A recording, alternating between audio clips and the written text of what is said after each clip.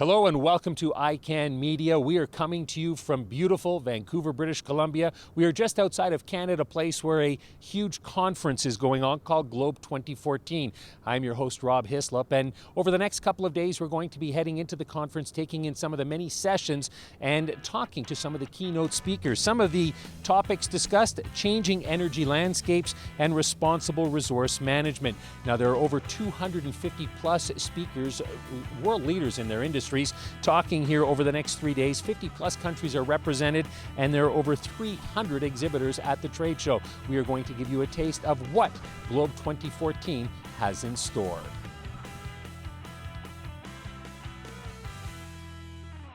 Joining us right now here on ICANN Media is Todd Latham. He's a publisher with Water Canada and Renew Canada as well. Yes. Tell us about the session that you just moderated. Well, the session was called "The Infrastructure Deficit, Is It a Problem or an Opportunity?" And I think you heard, if you were here, some of the views are that it's both a problem and an opportunity. And the problem is the deficit. We have been underspending on infrastructure for years and years and years. In the 50s, we built a lot of the major infrastructure we see in Canada and the United States, but then we stopped.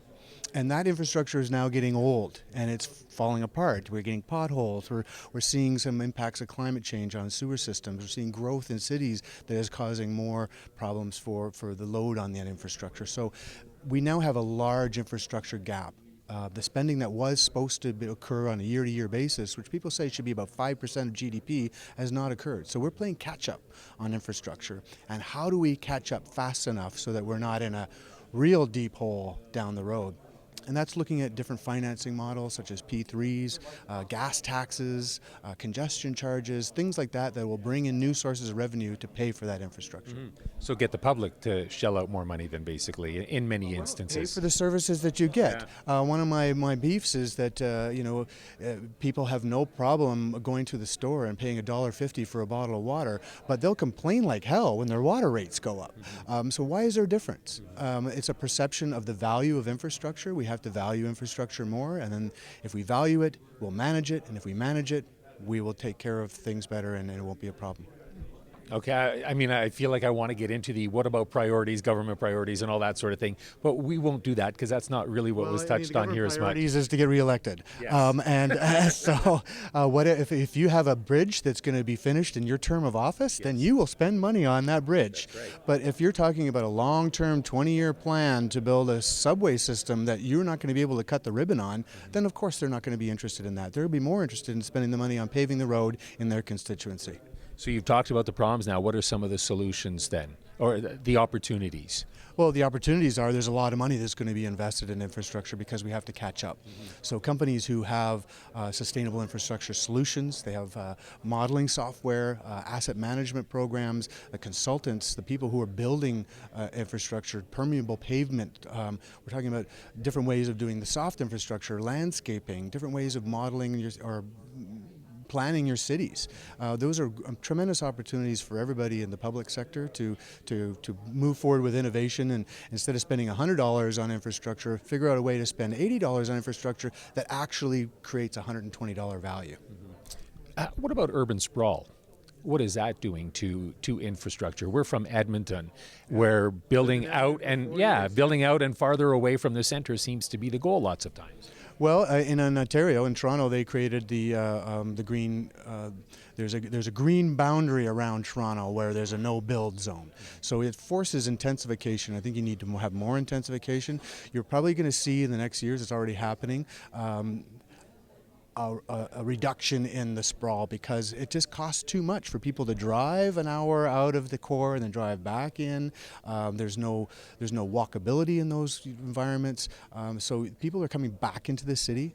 There's condos are going up. Involved in Edmonton, I was involved in the city center airport lands redevelopment, and I was on the panel to approve the master plan for that. And I think that's a great opportunity for Edmonton, for example, to say bring everybody back into the city. That's going to be a fantastic development when it's done. You got 256 hectares there.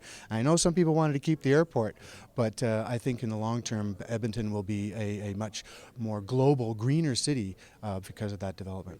One of the things you touched on here is that often it takes a disaster before municipalities work. So not only do they have to work on the infrastructure, repair what was done, but It just seems like it compounds the cost. It does, and that's where we have to be smart about it. So anticipate that there is going to be another flood in 10 years. So instead of waiting for it to happen and then paying the insurance costs and being reactive, then say, okay, if there's a real good likelihood there's going to be a flood, why don't we build a berm right now? Why don't we build in a stormwater system that will divert some of that? And you've seen that happening in Winnipeg. They built an entire conduit around the city to avoid flooding. Again, and I think you're going to see that in Calgary to some degree. They're not sure what the engineering is going to end up looking like, but Calgary doesn't want to have that happen again. So they will do something proactive to make sure that those impacts don't happen. Is it the politicians that are going to have to take the lead on a lot of this? No. We're sick of waiting for the politicians to do this. I think the private sector, and you're hearing that today, are going to have to step up to the plate and get things done in different funding mechanisms.